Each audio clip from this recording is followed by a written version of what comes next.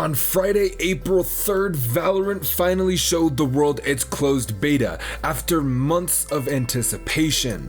On April 7th, we also got to see even more of the closed beta live on people's streams. There was a set of matches between popular streamers and players like TimtheTatman, Mendo, Dizzy, Summit, Cloaksy, the list goes on April 3rd, but on April 7th, we got to see a little bit more casual and some of the more comedic moments that you can get in Valorant. My name is Malik, welcome to ESTNN, and this is the most comprehensive look we've had at Valorant to date, and it was epic. We're going to take a deep dive look at what you can expect from the Valorant beta when it goes live, and we're going to break down all of the heroes for you guys since we've seen even more of their playstyles. Let's start by breaking down Valorant as a game, the playstyle, and what you need to know going into the rest of this video and hopefully the closed beta. Valorant is Riot's new FPS shooter that is set to rival CSGO and Overwatch by blending the two's formats. At the beginning of each round, each person will choose an agent. This is a specialized character with their own set of abilities and skills. Once you lock in an agent, you're stuck playing them for the duration of the match, so bunker in for 25 rounds. The default game mode for now is exactly the same as CSGO's, where you either plant a bomb or defend the bomb site, and for Valorant they decided to call it the Spike. In the same vein as CSGO, there's an economy system where you buy weapons and armor before each round starts. As I previously stated, each agent has abilities, and these are bought just like weapons are. Weapons can range from 200 credits to 4,500 credits for the operator, and each agent has 2 purchasable abilities and 2 non-purchasable ones. The 2 non-purchasable abilities are their signature move, which operates on a cooldown, and their ultimate, which is acquired through kills and objectives on the map. The 2 purchase abilities are about 100 to 200 credits, and this seems standard across most of the agents that we've seen so far. The first map, Haven, has 3 bomb sites, opening up more opportunity for rotations and tactical play. The second map, Bind, only has 2 bomb sites, but incorporates teleporters to allow for sneaky rotations. Valorant features a lot of on-screen effects, and each hero has a specific role to fill in the tactical shooter. Each agent's skill set has its own rules and boundaries that create a learning curve that goes beyond gunplay. We're going to run down the heroes really quickly, and then we'll get into some of the more analytical things that we saw at the Twitch Rivals event. Let's start with Phoenix, and Phoenix is a hothead with a skill set that is built to disable the enemy and go in for kills. His skill set is designed around the pattern of stun, kill, repeat. His signature ability, Hot Hands, allows him to throw a fireball that can be curved and it explodes in an AoE. Think about CSGO's Molotov, and the fire on the ground damages enemy agents and your own team, but Phoenix can actually regain health when standing in the fire. Blaze is when he can summon a wall of fire that blocks vision and hurts anyone passing through it. The wall can also be bent when casting and forces the opposition to play where you want them to or get hurt trying to reposition. His next ability, Curveball, is where Phoenix channels his inner pitcher and throws a mean curveball that explodes into a blinding light. It is essentially a flashbang with extra mobility or versatility in how you deploy it. His ultimate, Run It Back, makes Phoenix the aggressor in any situation, giving him a second chance at a push. From the ashes, this attacker rises again, and his ultimate marks his location when casted, and his movement speed is boosted throughout the duration of his ultimate. When the duration of the ability runs out or he gets killed, Phoenix is brought back to his original location with full health. Next, we've got Jett. Jett is an airbender ninja with a set of deadly knives that allow her to eliminate the enemy with precision. There is a high mechanical skill level required to play her effectively, but that makes her such a treat to watch. Jett's signature ability, Cloud Burst, allows her to throw a smoke grenade that blocks vision and allows her to manage sightlines and where she can rotate to safely. Her second ability, Updraft, allows her to lift herself in the air with a gust of wind that gives her an angle on most targets. The ability is also useful in gaining the high ground without having to rely on the environment. Tailwind allows her to dash forward a short distance in whichever direction she's moving, and this ability gets her out of sticky situations in a blink of an eye. Jett's ultimate, Bladestorm, gives her several throwing daggers that deal moderate damage and kill on headshots. Getting a kill replenishes your daggers, and you can choose to throw them out all at once or over time. Next on the list is Viper, and she's as deadly as her name sounds. She utilizes toxins to weaken the enemy, making them easier to finish off. Her signature ability, Snake Bite, lets Viper throw out a vial of poison that creates a pool wherever it breaks, causing damage in an AoE. This toxic pool can damage Viper as well, so be cautious where you walk after deploying this. Viper's next two abilities, Poison Cloud and Toxic Screen, rely on a toxic fuel resource that depletes while the other two abilities are active. Poison Cloud lets her throw out an emitter that produces a continuous cloud of poison gas to hold off the enemy. Toxic Screen creates a line of gas emitters that can be activated to create a wall of toxic gas at the cost of fuel. Viper's ultimate, Viper's Pit, creates a huge cloud of poison gas that forces the enemy to play at a disadvantage. The ultimate lasts for as long as she remains in the cloud, and like her other abilities, the Viper's Pit inflicts decay damage, draining the enemy's health down to 1. Next we've got Sova, and he's definitely not a Hanzo ripoff. His toolset is one that puts him at an advantage when he decides to engage in fights, and often is used to collect information and relay that back to his team. His signature ability, Shock Bolt, fires a bolt that does damage in an area of effect, and it does a little bit of a stun effect, making it useful at disorienting some enemies behind a wall while also inflicting some damage. Owl Drone is a pilotable drone that is shaped like an owl and lets him seek out the enemy team. The drone can fire a bolt that tags enemy heroes, marking their location behind walls and objectives. His next ability, Recon Bolt, is an arrow that can get shot into or off of walls to detect enemy positions. The sonar it projects can detect enemies within a fairly large radius, and the right click can actually be used to choose how many walls you want the arrow to bounce off of, if any at all. His ultimate, Hunter's Fury, allows Sova to pop off 3 powerful shots / laser beams that cut through the map, disregarding walls and line of sight. He gets 3 shots with this ultimate, allowing him to shred entire teams or just scare the enemy into moving positions. Next is Cypher, and this agent keeps an eye on the enemy, ensuring that you and your team are one step ahead. Cypher forces caution from the opposition. Never knowing when you're being watched is a very powerful deterrent to an aggressive playstyle. His signature ability is Spy Cam, which throws out a remote-controlled digital camera that gives him sight wherever it is placed and can be activated at any time as long as it's not destroyed. His Trapwire ability lets him place a tripwire between 2 points that will alert you of the enemy location, and if the enemy trips the trapwire and stays in the area, it explodes, dazing them, causing their movement to be slowed and making them disoriented. Now, the trapwire is invisible to enemies from afar, but if you move slowly towards it, you can see it and disable it. His Cyber Cage ability is a digital take on the smoke screens. When it's thrown out, a digital smoke cage is created, slowing enemies inside of it and cutting off line of sight. His ultimate, Neural Theft, is a somewhat useful ultimate that has many conditions in order for it to be a success.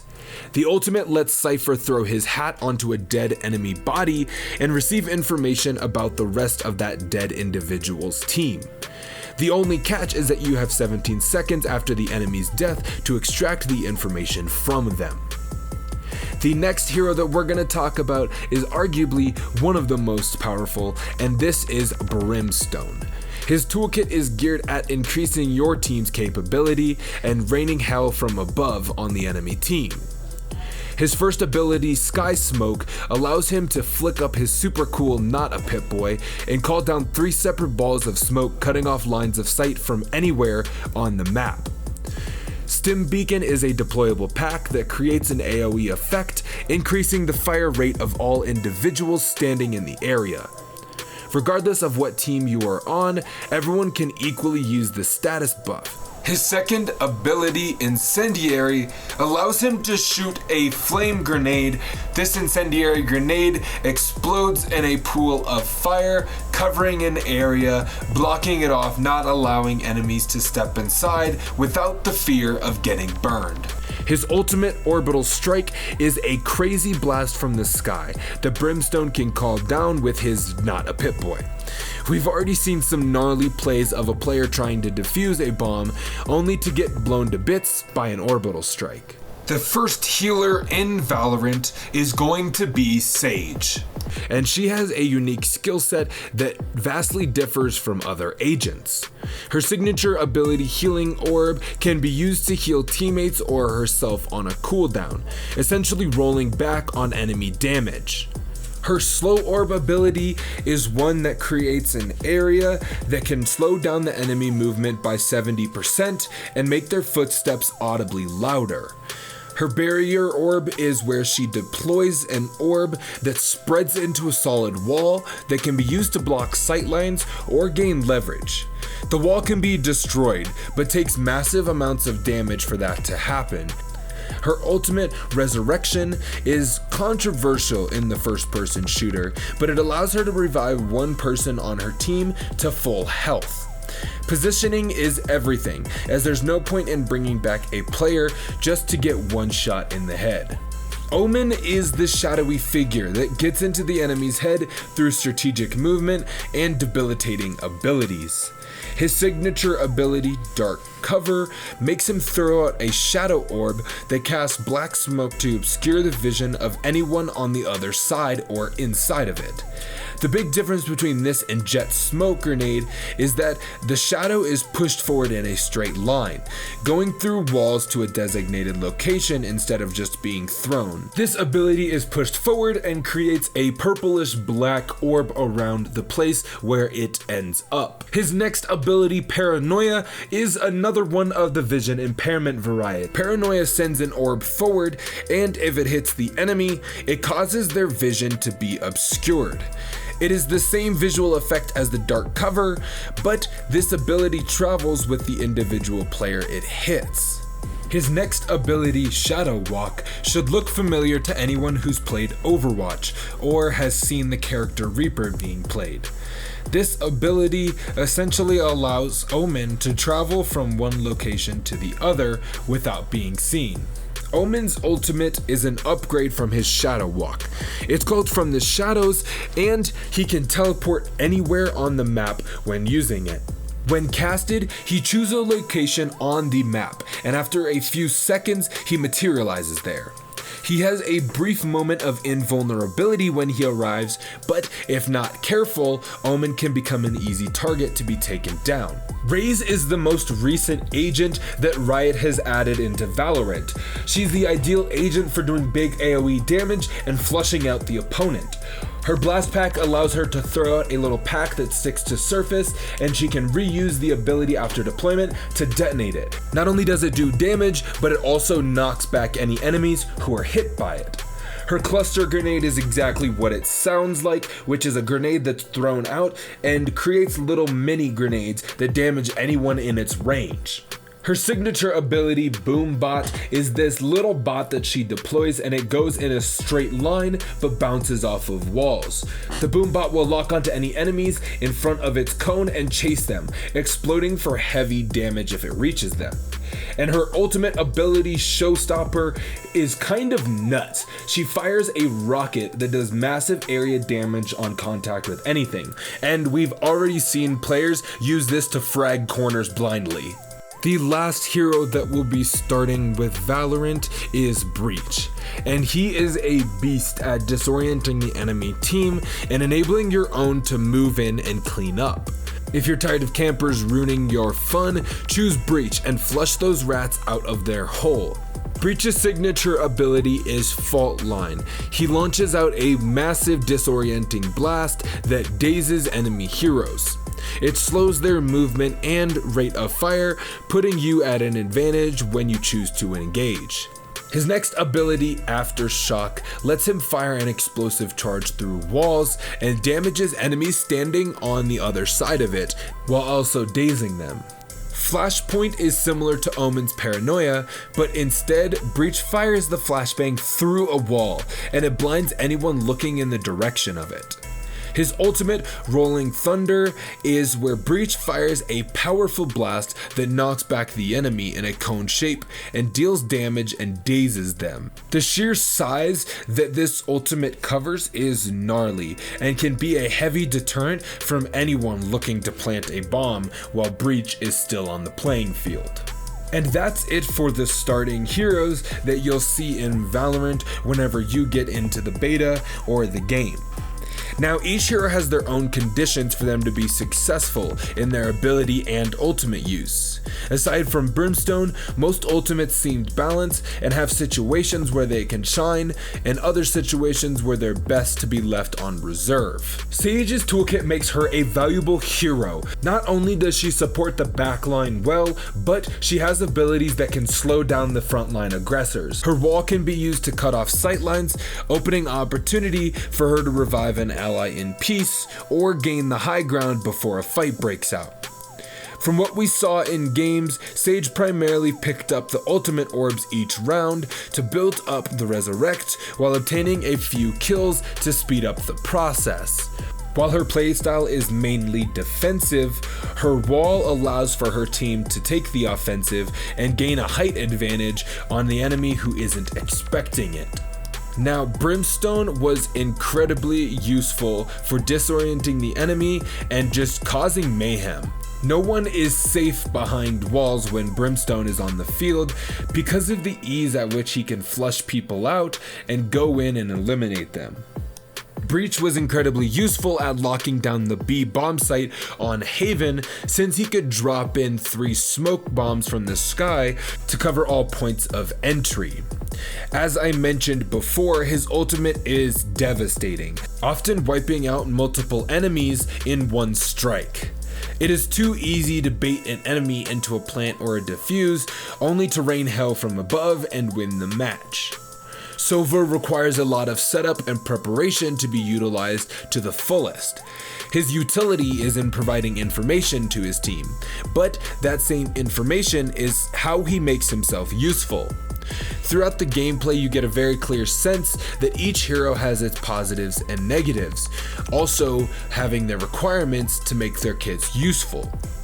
Depending on what ultimates are available, the pacing of matches changes. Being spotted and having so many abilities in the game that allow spotting out the enemy introduces this system of caution that other games don't have. In CSGO, visual sight is everything, and peeking can get you shut down in one swift headshot. Valorant gives opportunity to gain sight on enemy locations without having to risk your own life. Now, Mendokusaii and Kephrii both found exploits in the game already, and even tested the map design to see where they could launch smoke grenades or poison vials. Mendo and Kephrii have already found some pretty cool exploits and tips and tricks. On top of that, there is a way to boost your teammates onto ledges that they normally wouldn't be able to without an ability like Sage's Ice Wall or Jett's Updraft. And when Mendo brought this up to the developers, he said that they were going to remove this because they only wanted players to be able to get to an area if their skill set allowed it. There's a simple ping system currently in the game where you can pull up the minimap and mark any number of cool tips to help your team out. The closed beta is open for the chance for the world to see Valorant in action, and so far it looks like a solid game. The learning curve to the game may be what deters many, but it will be more than likely the cause as to why so many people become obsessed with the game. We've seen a little bit of professional play, if you could even call it that. They're more like scrim matches between professional esports players. And while Twitch Rivals was awesome, it's not a complete look at what you can expect from Valorant esports. It's not even a complete look at what you can expect from the game when it launches. The coolest thing about the closed beta isn't that we're getting to see professionals play Valorant, it's that we get to see all the cool tips and tricks that they're gonna push out before the game even goes live. And even more so, these exploits and little areas that they're finding might be patched by the time that the full game comes out. Right now, there are a lot of people who have the game but can't stream and can't put out content. The issue is that without organized games, we won't be able to see the true tactical side of Valorant unless they start hosting competitions. Twitch Rivals was a toe in the water of what is possible when it comes to strategic planning with Valorant, and I for one am so excited to see the future of this game. Thank you guys so much for tuning in. As always, make sure to like, comment, subscribe, and if you like this and want more Valorant news, make sure to head over to ESTNN where we've got all of the latest articles and we break just about everything that comes out. My name is Malik, thank you so much for watching, and as always, see you next time. Enemy remaining. Nice. Just hooked me off, I can't see. What? That was... Dude, I saw that. I saw that. I'm walking A main, Matt. They have ult, he's lit. Dude, should he ult? There's two there. Nice, another one close right. No! Nice, one more. One Full slap, this enemy. guy's lit. Let's fucking go! Let's go! Esto es una locura. ¿Otro? Queda un enemigo. ¿Qué buena? Solo queda un. Arriba, tocadísimo. ¡Triple de Ibai! Vamos, vamos, vamos. ¡Así de Ibai! ¡Triple!